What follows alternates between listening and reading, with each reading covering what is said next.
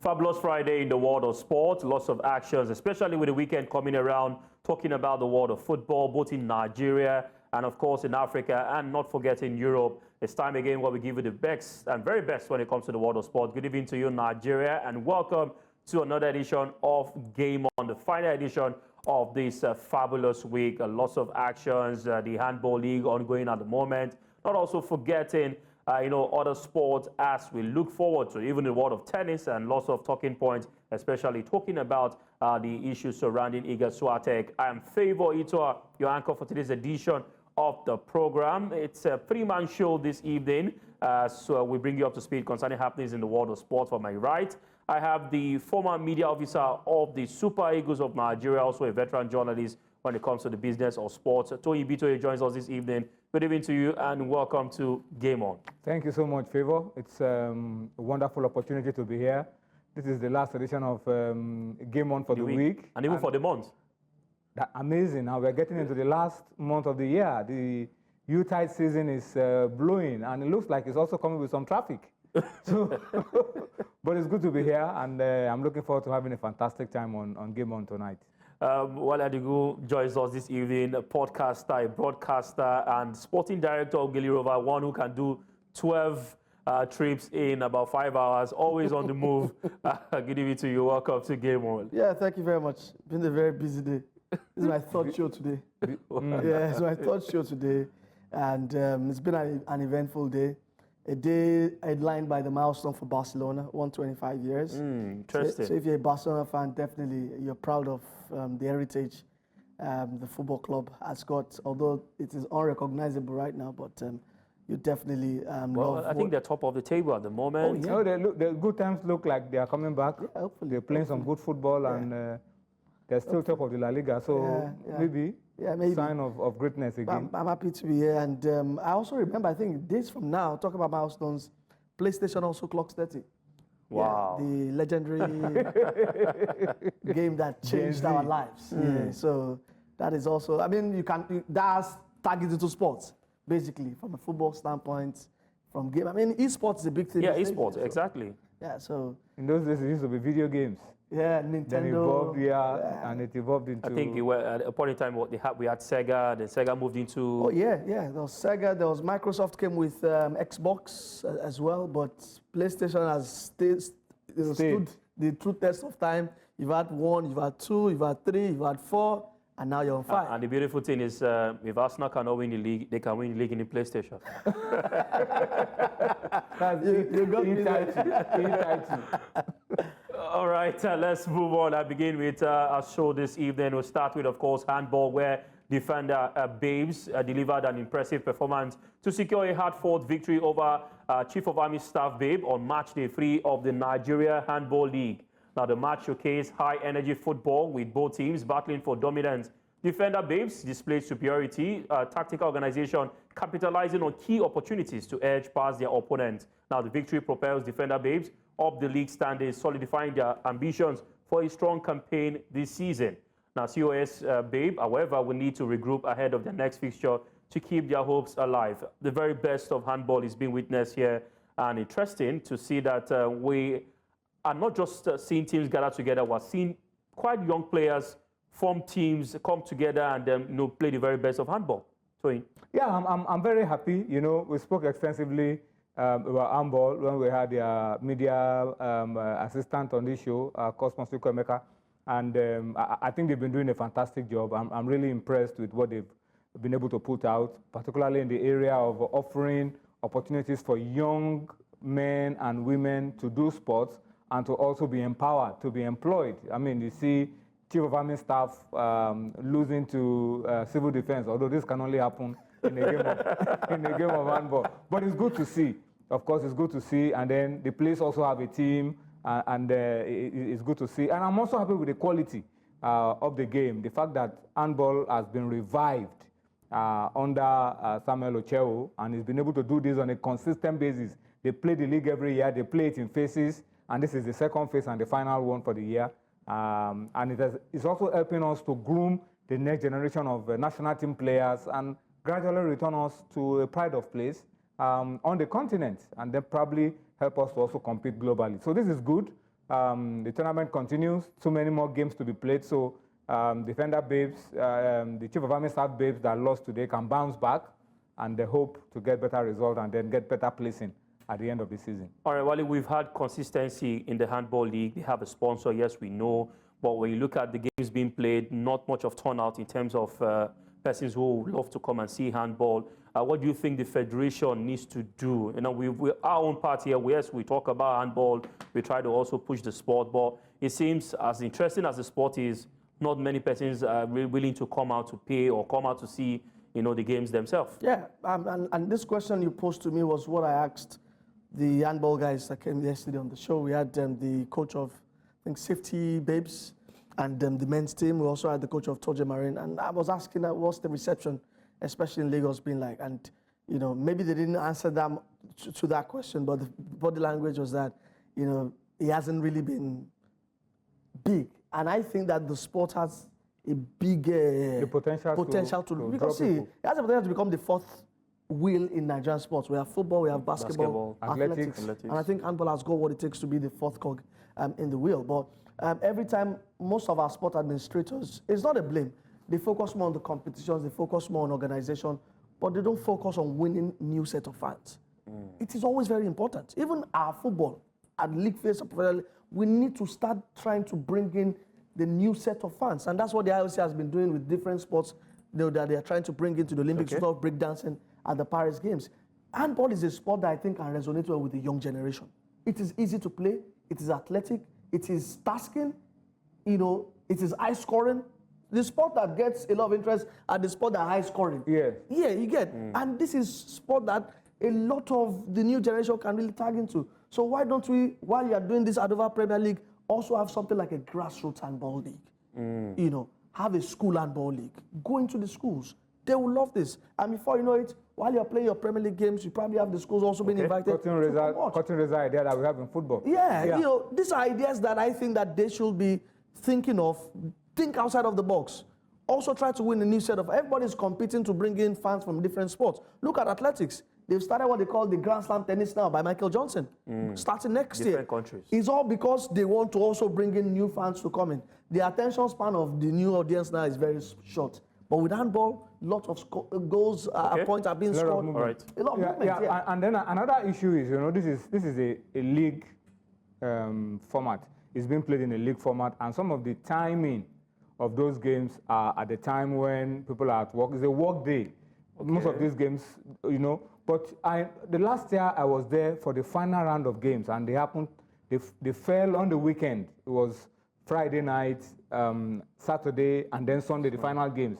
And the turnout for the final game was very impressive. Maybe because all the other teams had concluded their games and we were only left with two. It was very colorful inside the indoor sports hall of the National Stadium, the final. So maybe the timing also is affecting the way people come out to watch. You know, people don't have the time in the mornings. You probably fix your games for later in the day and spread them out so that you can have more people come at the close of work to come and watch this game. I'm hopeful that by the time we are getting to the finals, and we are down to maybe the final two teams fighting for the title, we probably will get a lot more people to come. Sorry, crucially, not only just come and watch. Even when you are coming to watch, understand the rudiments of the game. Of the game, yeah. It is all part of the education. But I agree that, you know, as we've always said on this show, the schools are waiting to be tapped. Yeah. In terms of, in those days, we had the handball pitch. We had schools had all of these things, but I don't know whether schools even have facilities for, apart from maybe basketball and football now. So those are the things that encourage people to, you know, get involved in handball and all of that. So definitely the schools are waiting to be tapped, and I'm sure that the Handball Federation will also be probably thinking in that direction. All right, let's bring you up to speed concerning the results from the male and female category of the Handball League. In the female category, COAS Babes lost to Defender Babes 30-35 points. It was Rima Queens who got the better of Delta Queens 31-26. Imo Grasshoppers lost to Safety Babes. Safety Babe ensured they were safe, 43-24 points. And in the male category, Lagos Seasiders defeated Sunshine Kings 24-21 points. Benue Buffaloes defeated Adamawa Warriors 44-36 points. And Conference Stars It looks like a walkover. Yeah, a walkover to Rima Strikers, and that's a disappointing one. But then, that's from Kogi State. That's my state. Conference. but we all know how it is for sports in that state. What do you mean by that? I think the person that Kogi that's supposed to United, approve the money is not available. The person that's supposed to approve your money is not available. or maybe the last administration. Right now they're being. One thing I know, the person that's supposed to approve the money is not available. I don't understand. I think it's under lock and key right now. I don't know. But on a more serious note, I mean, this is the second phase. You want everybody to show up. So that you don't have walkover results like this in the final phase. But the coaches that came yesterday said they are still expecting them. Okay. That there's after match day 3. Yeah, they are still, as of last night, they said they are still expecting, and hopefully the Armed Federation can create a schedule to ensure that they can also catch up. So all right, we'll wait to see how it goes. But don't forget, today is Friday, so you can also have the opportunity to get to call and talk about any sporting conversation. The phone lines are on your screen. Talk about whatever issue that is bothering the world of sport. We'll be very, very glad to hear from you and talk to you. Away from handball, we go straight to the world of rugby, where the vibrant city of Benin City in Edo State is gearing up to host a gathering of key stakeholders in Nigeria's rugby community for the highly anticipated Nigeria Rugby Football Federation annual general meeting. Now, this significant event, scheduled to run from December 3rd to 5th, 2024, is expected to chart the course of for the development and growth of rugby in Nigeria for the coming year. Now, Congress members and rugby enthusiasts will begin arriving on December 3rd. Of course, in Benin City, where the hotel is based, known for its top-notch facilities, setting the stage for fruitful deliberations. Now, the core activities will unfold on December 4th, when the annual general meeting takes center stage, providing a platform for assessing Federation's performance over the past year, addressing challenges and setting actionable targets for the future. And delegates will bid farewell and depart on this 5th of December 2024. Interesting to see that a federation like rugby is also looking forward to have an AGM where they can talk about what they need to, how to push the sport forward in Nigeria and, of course, in Africa. Yeah, the president of the federation, Dr. Ademola Lookman, I know he's been doing a lot of work. When he came on board, we were in the cold, we were in the doldrums, we were suspended, but now we are off the hook. Rugby is back. And I'm happy to see that the Federation is doing what it should do in terms of getting stakeholders together. They used to be so fragmented in the past. Yep. A lot of factions. Friends of rugby. Yeah, so many divisions in the body. But it looks like they're coming together and forging one big united family. And getting involved as well in raising in the league, having a rugby league, having a consistent, well-run rugby league.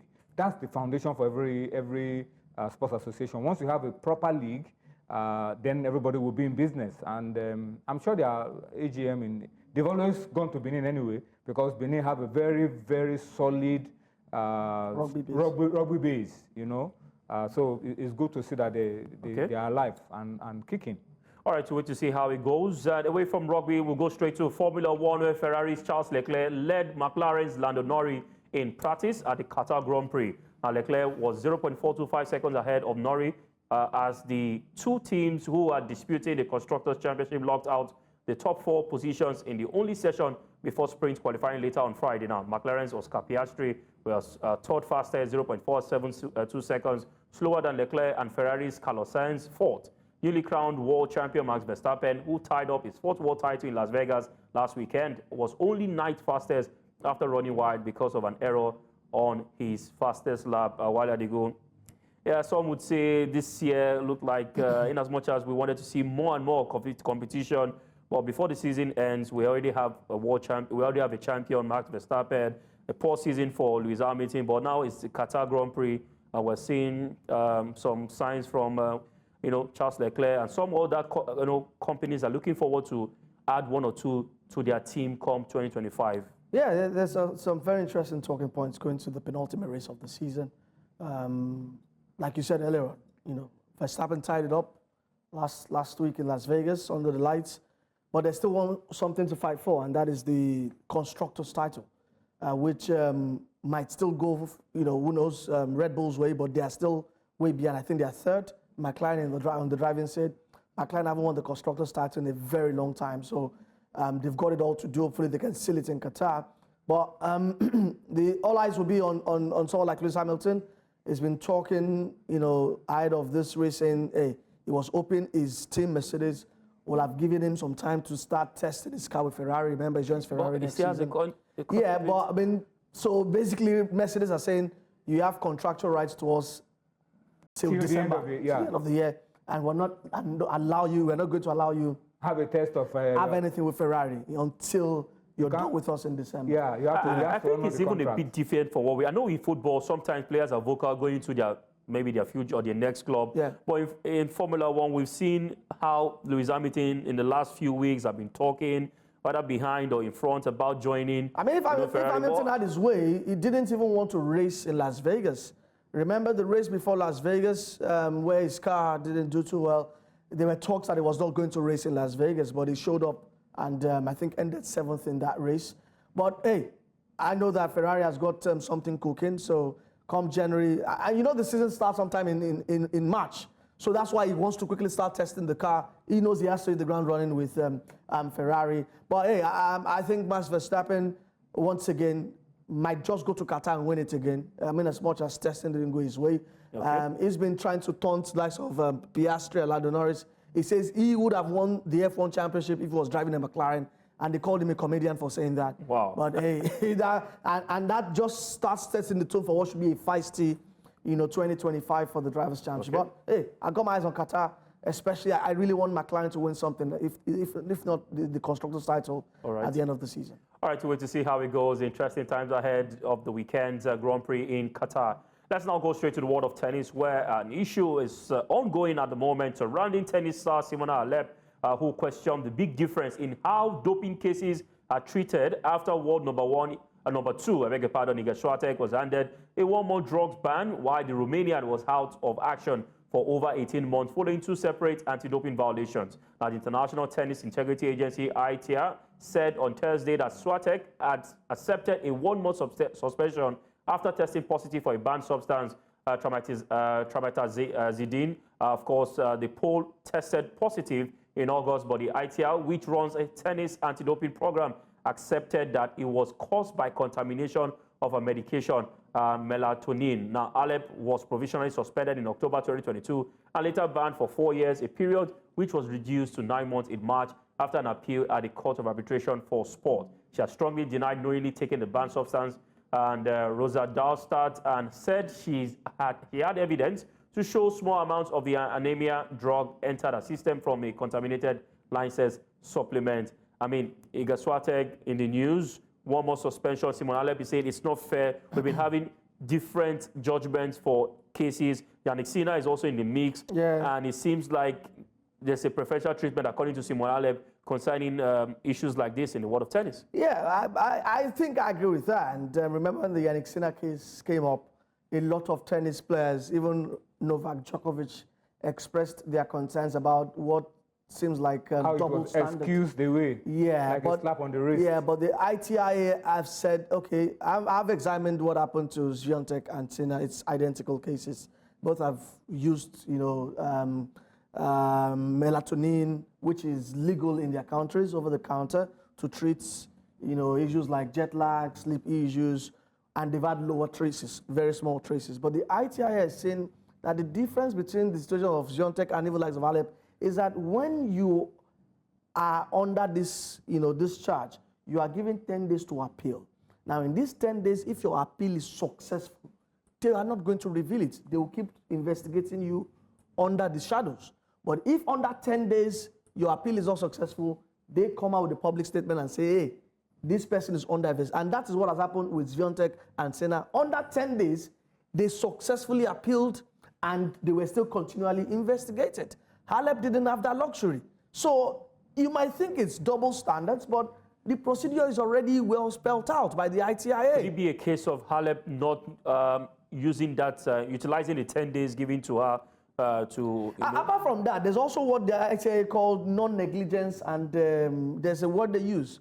These two players, Sinner and Swiatek, were termed not to be negligent in the use of these substances. They found that they were not really negligent. Halep also didn't, come through as far as this this criteria was concerned. So there's nothing you can tell Halep and she would agree with you because she's embittered. This ban came at a period when she was trying to consolidate on her dominance. She had won the French Open. She had won the Wimbledon title. She was at the peak of her powers, you know, and this ban comes and alters everything. She comes back in March and she realizes that the whole game has changed. And the girls that you have on tour right now are very much better players. So she's very embittered right now, and that is why she's saying all of those things. But hey, I think it's important that the sport also, there's clarity with the rules.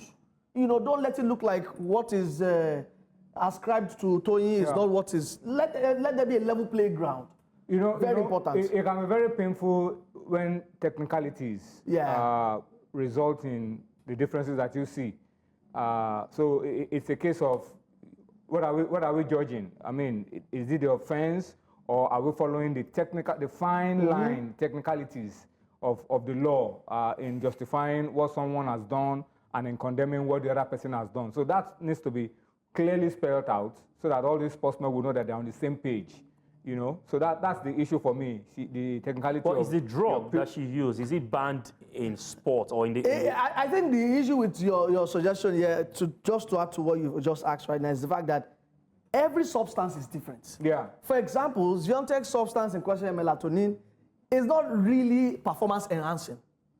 The ITI, even what, and that's why WADA also did not come here. Remember, WADA is still telling Sina that we are still pushing for a 2-year ban for you at CAS.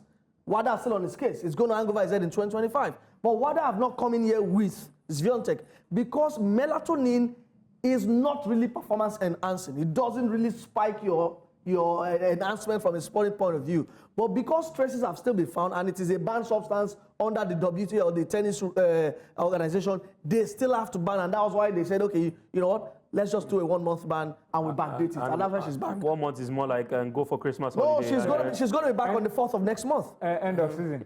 She's going to be back on the 4th of next month. You know, she was away from the Asian swing. She didn't play in Korea. She didn't play in China. We all thought she was injured. We all thought she was going through a rest period, not knowing that she was even going through investigation towards that period. But because she appealed successfully in those 10 days, the tennis authorities could not come out and reveal it to everybody that this was what was going on. Well, we'll be monitoring proceedings, of course. At the end of the day, once you get a verdict that does not favor you, or you feel disappointed, you feel sad, especially when you see similar cases or cases you think are similar to yours. But that's the case at the moment, and we know that more tennis players will come out to have a word or two about this. So let's still, talk more on tennis. British #1 Jack Draper will join two-time Wimbledon champion Carlos Alcaraz at Queen's in 2025.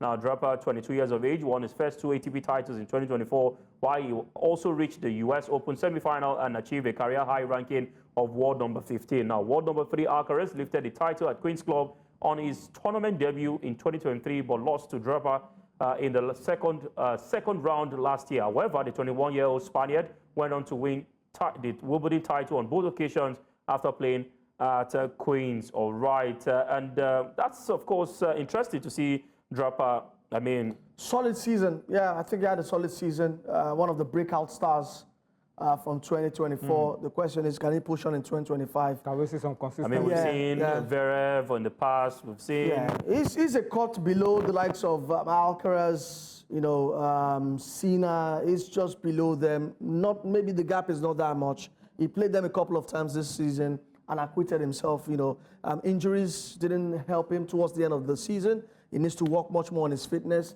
But he's one of the best serves on court, and I'd love to see more. I mean, I would have loved Andy Murray to be the coach of Draper instead of Murray being the coach of Novak Djokovic going into 2025, which is very weird to see. But we're very interested to see how that partnership works. But Draper is one to watch out for in 2025.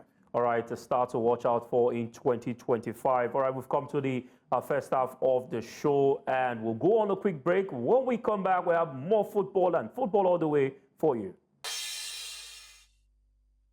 Thank you very much for staying with us. You're still watching Game On News Central TV, and we've been talking non-football. It's time to go straight to the world of football, where the most important league in Nigeria is about to commence. Now, the 15,000 capacity Pa Ngele Oruta Township Stadium in Abakaliki, Ebonyi State is ready to play host to Abakaliki FC and Madiba FC in Conference B of the Nigerian National League 2024 curtain raiser. Now, Abakaliki FC will face a stiff challenge from Madiba FC, who finished third in the NNL Super 8 tournament in Enugu last season. Madiba FC boasts of an experienced coach in Solomon Bala and who retain, of course, 80% of their players from the previous season. On the other hand, Abakaliki FC is led by coach Ifeanyi Onyedika, who had previously coached the Font Ebonyi Angels, Dolphins, Wiki Toys of Bauchi, and the Brila FC of Enugu, with the full backing of Ebonyi State Governor Francis Obona Nwifuru and the presence of two-time distinguished Senator Obina as its chairman. Abakaliki FC is poised to spring surprises in front of their home fans. Toy, the league is about to commence. We spoke to George Aluo, the chairman, about a month ago. He spoke about this day. When the draws were made. When the draws were made. Yeah. And now we are going to have the curtain raiser. But then I think it's just one game for tomorrow. Then other games will follow up. The star game. Season opener. Season opener. But why waste the weekend? I mean, not having games and just have just one game. Yeah, I mean, usually in the bigger climbs, when the season is starting, you start with the full fixtures. Full bouquet of games. I mean, all the games are played, but it has become our style to play one game and call it the curtain raiser, and then stagger the other games for the rest of that week. Or even push them entirely to the other week. Yeah. So, but the most important thing for me is that the NNL is starting, and I hope that the NNL board will put up a show that is better than what we saw last season. Last season was good. I hope that this season can be better. Ifeanyi Onyedika, many people may not know him, was a former Nigerian international, one of the prolific strikers of the Green Eagles in those days, and he's had good experience coaching top clubs like Dolphins, like Wiki in the past. So let's see what it brings to the table this time. The NNL is a very interesting league. It's a very tough league, to play. And the good thing about it is that we have a lot of private clubs. But the issue and the question that you want to ask is, how well structured are these clubs? Wale was just reminding me, I saw it online a couple of days ago, the Gospel Akpabio FC, the inauguration. The Senate president of the club. So I hope we can get a proper club, that will be run in a proper way, not just... I mean, see, look at ABS at the moment. Yeah, it's not... It was, so we thought, Abubakar Bukola Saraki at that time, and then suddenly we were told that was somebody that was just running it to front and all of that, but later he took ownership of the club. So I'm happy to see a lot of private clubs there. The NNL offers us an opportunity to put the structure of club football right in Nigeria. A lot of people talk about state-owned clubs as not being the way to go. So let's see what happens now with private clubs around. And Madiba, I think Sporting Lagos is also in the NNL. So there's also Beyond Limits. Beyond Limits. But the question is if Beyond Limits win again this season. No, and that is why we have to be proactive now. That is why the NFF competition, they have to be clarity. I'm a bit concerned about, the turf and the stadium at which these teams, the quality of pitches. I mean, we know club licensing. Not every club really honor club licensing. What kind of pitches are we going to see, in the NNL? We've seen playing barely like as if you probably be seeing sands in some parts of the sandy pitches. So, how do you think? What must the NNL do to ensure that we have quality pitches at least? That's where enforcement is key.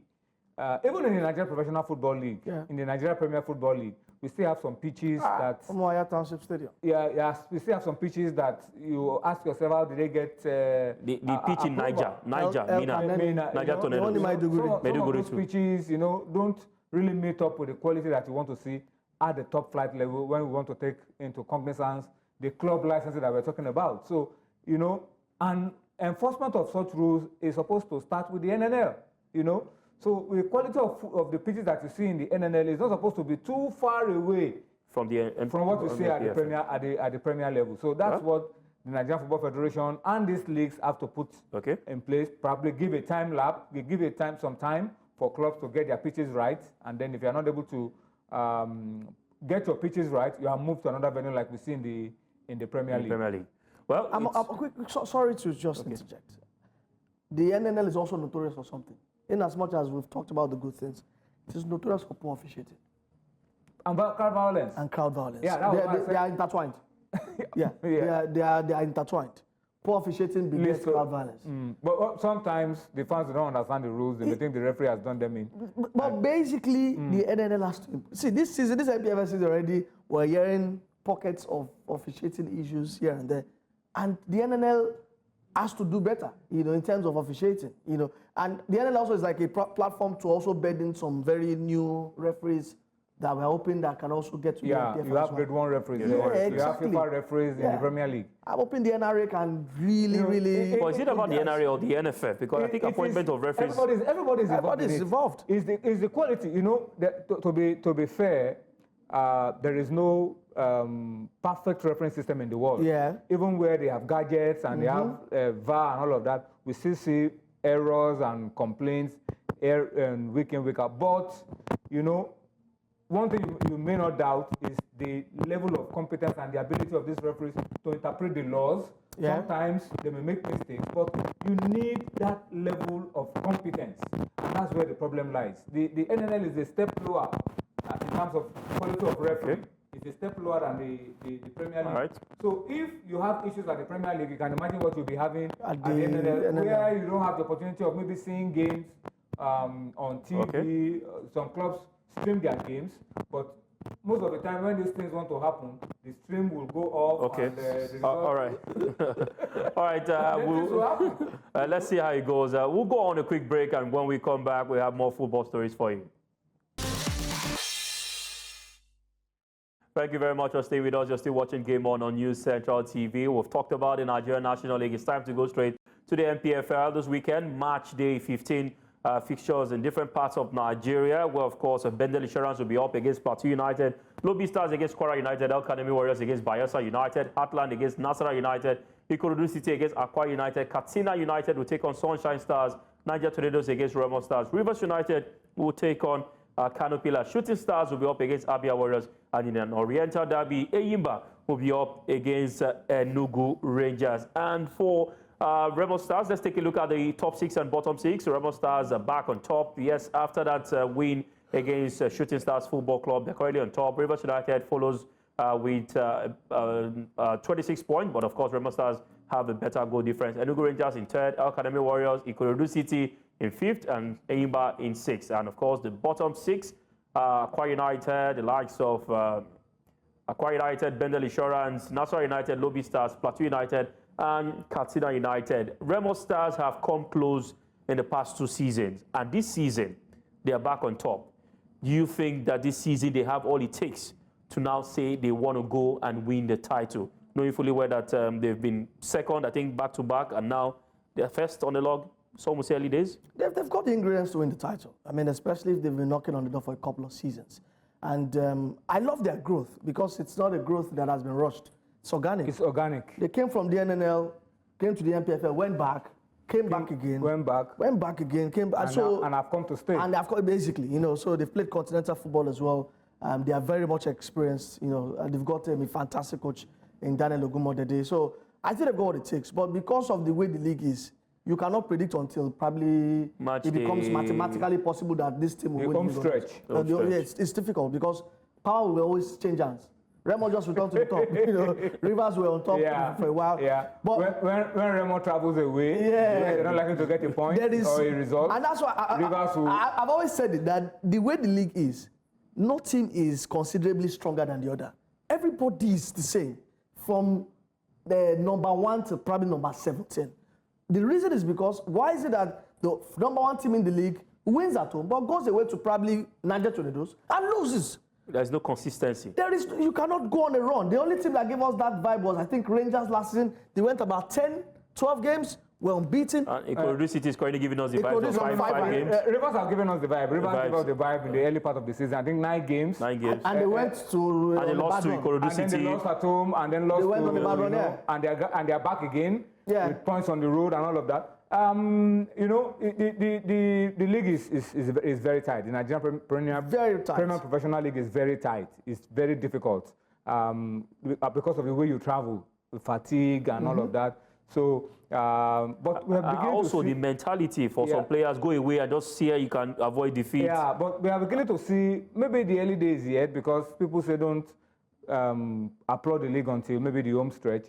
We are beginning to see a little bit of change with the attitude of some of the teams who go away from home and are confident to play like they are playing at home. Look at the Ikorodu and the run of results they've had. 5 games. Yeah, look at even Remo, you know, look at Pillars beating Rangers in Enugu, you know, and then losing at home. Look at Kwara winning away and losing at home. So now go out there, play your football wherever you are, whether home or away, and try to get the result. All right. And we hope that we can see, you know, somebody cautioned me and said, wait, stop praising the league, stop praising these teams until squeaky bum time. Day 38. By the way, talking about the chances of Remo Stars, the coach of Remo Stars, Daniel Gumodede, we caught up with him some weeks ago. He did talk about that this season he wants to go for the title. We want it to be our season. We're fighting to make it be our season. We've been there for... We've had a glimpse of it for 3 seasons now, so this time we want to have it. I think it will be an icing on the cake for us, and that's all we want to do. Thank you very much. Thank you. In this season, he wants it to be their season. No, but that's true. After you have come second back to back. That's an emotional route, Tony. Yeah. You have to work for it. Definitely. You have to. You have to win. You have to be deserving to win the league. And I've said it. The route to winning the league, this MPFL is, you need to go on a run. You need to build a run towards that tail end of the season. You need to go on a run. And the way the league is, look at Benin and Shanzo are stuck on top, on the bottom. Once you can go on a run of 5-6 games, positive run, you get out of it. Look at Ikorodu City, we're at the bottom. Guess what? If they win tomorrow against Aqua United on Sunday, they will go into the top 3. That is the implication of that 6-game unbeaten run that they have built. As well. You know, they were at the bottom, a couple of good runs. Until they lost to Qatar United. The point I was making is, Ogumbodede is allowed to dream. All right. If you've come second back-to-back, then you can aspire to go for the title. So let's see how well he's able to translate all of these dreams into reality for Remo Stars. All right, aspire to acquire, but not to Maguire. Let's quickly move on to our next story. This time around, talking women's football. Nigeria's under-17 women football team, the Flamingos, have been placed in Group B of the inaugural WAFU B under-17 Girls Cup. They will face Niger, Ivory Coast in the tournament, which is set to take place from December 12th to 26th, 2024 in Accra, Ghana. This is the inaugural edition, and Group A features host nation Ghana alongside Benin Republic and Burkina Faso, who compete for the coveted title in this maiden edition of the competition. With promising teams across both groups, the tournament is poised to showcase emerging talent and West Africa as the Flamingos aim to assert their dominance in the region. All right, interesting one right there for CAF. Let's quickly give you updates from the camp of the Super Falcons. The president of the Nigeria Football Federation, Alhaji Ibrahim Musa Gusso, alongside NFF Women's Football Committee Chairperson Aisha Faludin and General Secretary Dr. Mohamed Sanusi, will cheer on the Super Falcons during Saturday's international friendly against France in Angers in France. And Toye, just this evening or this night, they had a training session ahead of the friendly game. And the NFF is saying, we're not going to leave you. We're going to also come out to cheer you to victory. I'm happy that we have this friendly game, and I'm happy that the women are able to play. You know, they played Algeria a few weeks ago. Now they're playing a tougher team like France. This definitely puts them in good stead, because probably won't see any national team action until the women WAFCON, until the WAFCON. So I'm happy that the NFF is putting all of this together. It's just disappointing that Tosin, the main is out, injured, and that will be a big miss for the coach. But Justin Madugu has an opportunity of testing some of his best players now.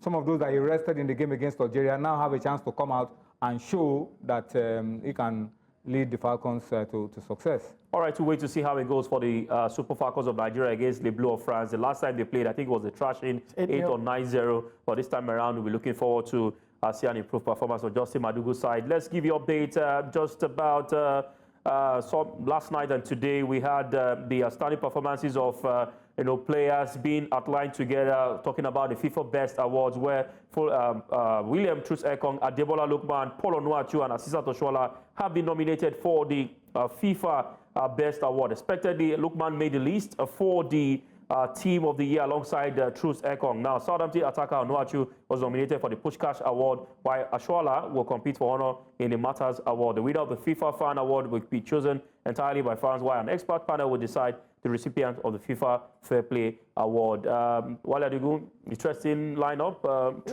This is a better nomination list than what I think CAF has done, because Troost Ekong's feat at the AFCON has been recognized here, which I think is even a bigger recognition because this is a global one. So I'm very much happy. Ademola Lookman also is getting all of the props that he deserves. I'm hoping that he makes the 11, although it's going to be a very big ask. For Paul Onuachu, super goal, but I've also seen some fantastic goals in that category as well. Oshoala also scored the blast of the goal. That was while she was at Barcelona. That was the goal she was nominated for. So I'm wishing Nigerians the very best. I think for the big award, it's still going to be a Rodri versus Vinicius thing. But I get the feeling that maybe Vini edges this one, maybe as a consolation. For peace. Let's just balance it. All right. Let's quickly move on to this important, of course, one. The Premier League is ongoing. Game Brighton and Hove Albion against Southampton. And that game is 0-0. I think it's still ongoing. Goalless at the moment. Brighton against Southampton. While we'll get to see fixtures, Brentford against Leicester City, Crystal Palace against Newcastle, Nottingham Forest will take on Newcastle United, Ipswich Town, I beg your pardon, Wolverhampton Wanderers will take on Bournemouth, West Ham against Arsenal, Chelsea will take on Aston Villa, Manchester United against Everton, and Tottenham will take on Fulham in that particular order. Right, that's the fixtures to expect. Liverpool will be up against Manchester City in a big one right there. By the way, Brighton is leading against Southampton 1-0, and that's the update from that particular center. This brings us now to this week's edition of Stakewise. Now, Stakewise, it's a segment where we bring out games, important topic of big games for the weekend, not just about the Premier League, different leagues in the world, and we talk about the chances of each of these outcomes to happen. If our producer can help us now with Stakewise, let's give you the games we've selected for this week. Liverpool against Manchester City. Is Liverpool to win at Anfield? Ikorodu City, they're going to play against Aqua United. We've said Ikorodu City to win that particular game. Enyimba and Rangers, Oriental Derby, Enyimba to win or draw. AS Roma against Atalanta is Atalanta to win away from home. And West Ham against Arsenal is Arsenal to win away from home. Wale, they go quickly your take. And why Liverpool we picked these games. beaten in 25 of 26 home games against Man City. So, and City are in a very, very bad place right now. They have not lost. They have not won in 6. It's an opportunity for Liverpool to go 11 clear. I think they'll take it, they win it. Ikorodu City, bang-on favourites to win here. They're unbeaten in 5, can make it 6 against an Aqua United side, who also got a win though, but Ikolon so I think Ikorodu City should definitely win that. Enyimba Rangers, Enyimba are fresh off. They've only played 1 game in 11 days, and that was the game against El Masri, so they're fresher than Rangers. But then a lot of travel? A lot of travel as well, yeah. But this is a test game for them to prepare for Zamalek next week. So they have to be in proper shape, so I think that they will find a way not to lose this one. The problem is sometimes when you're thinking about the continent, you try to keep your best players from being burnt out in the league. So that could give Rangers a little opening to try to get something from the game. Yeah, but they're also gradually lagging behind in the league because they've not played too much games. Yeah, so accumulating games now. So they have to. Atalanta against Roma? Yeah, Atalanta should win that one. Atalanta are scoring goals for fun. They've scored about 12 goals in the last couple of games. They have 34 all season. But Roma held Tottenham home 2-2. Roma could get that point against Spurs because Spurs opened the door for them. So I think Atalanta will win this one. Although Claudio Ranieri is now the new guy for Roma, they will be a bit defensive, a bit solid. But I think Ademola Lookman, Matteo Retegui would find their range in Rome. Okay, West Ham against Arsenal. Oh yeah, that's got an Arsenal win written all over it. Arsenal scored. Won their last 2 games, exactly what the doctor ordered, against Forest and also against Sporting. 8 goals in those 2 games. West Ham also beat Newcastle on Monday night. Did well, I must say. But I think I also know that they have to win this one to keep on trying to reel in, Liverpool and Man City and they can momentarily go second if they do win against West Ham as well. So I think they'll win. All right, we encourage you to stake wise, and this is not for persons under the age of 18, and that's, of course, our edition for today on Stake Wise. On Monday, we would also review this game and see if you will be smiling to the bank after Sunday, or if, of course, your ticket go cut. But anyways, let's also say a big thank you to our gentlemen, of course, who have taken our time to be part of the show, from Tony Bitoye to Olawale Adigun. Thank you very much. Friday edition, and I'm very sure after, this night will be very nice. Yeah, it's a Friday. He has a spiritual assignment. He has a spiritual assignment today. Yeah. So no outing. Oh, okay. It's a church outing today. Let's keep it holy. All right, that's the size of the show for tonight. I must say a big thank you to your viewers who took our time to be part of Game On. Game On returns on Monday at 9 p.m. I'm Favor Itua. Do have a lovely night.